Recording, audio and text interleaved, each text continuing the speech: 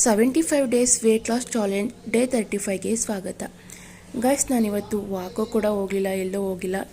Because ನನಗೆ ಮೈಗೆ ಹುಷಾರಿರಲಿಲ್ಲ, ಅದಕ್ಕೋಸ್ಕರ ನಾನು ವಾಕೆಲ್ಲೂ ಹೋಗಲಿಲ್ಲ. ಬೆಳಿಗ್ಗೆ ಮಾಮೂಲಿ ನಾನು ನೀರು ಕುಡಿದು, ಅಂದರೆ ಬಿಸಿ ನೀರನ್ನ ಕುಡಿದು, ಗ್ರೀನ್ ಟೀನು ಕೂಡ ಲೆಸ್ ಮಾಡಿದ್ದೀನಿ. ಯಾಕೆ ಅಂದರೆ ಕುಡಿದ್ರೆ ಒಂಥರ ಹೊಟ್ಟೆಲ್ಲ ತೊಳ್ಸೋ ಥರ ಆಗ್ತಿತ್ತು, ಅದಕ್ಕೋಸ್ಕರ ನಾನು ಗ್ರೀನ್ ಟೀನ ಕುಡ್ದಿಲ್ಲ. ಬೆಳಗ್ಗೆ ತಿಂಡಿಗೆ ಚಪಾತಿ ಮತ್ತು ಹಾಗಲಕಾಯಿ ಪಲ್ಯ ತಿಂದು, ಇನ್ನು ಮಧ್ಯಾಹ್ನಕ್ಕೆ ಸ್ವಲ್ಪ ರೈಸ್ ಜೊತೆ ಅದೇ ಮಜ್ಜಿಗೆ ಸಾಂಬಾರು ಮಾಡಿದ್ನಲ್ಲ, ಮಜ್ಜಿಗೆ ಸಾಂಬಾರು ಜೊತೆ ರೈಸ್ನ ತಿಂದು, ಇನ್ನು ಬ್ಲೌಸ್ಗಳಿಗೆ ಸ್ವಲ್ಪ ಉಕ್ಸು ಮತ್ತು ಎಮ್ಮಿಂಗ್ ಮಾಡೋದಿತ್ತು, ಆ ಕೆಲಸನ ಮಾಡ್ತಿದ್ದೆ.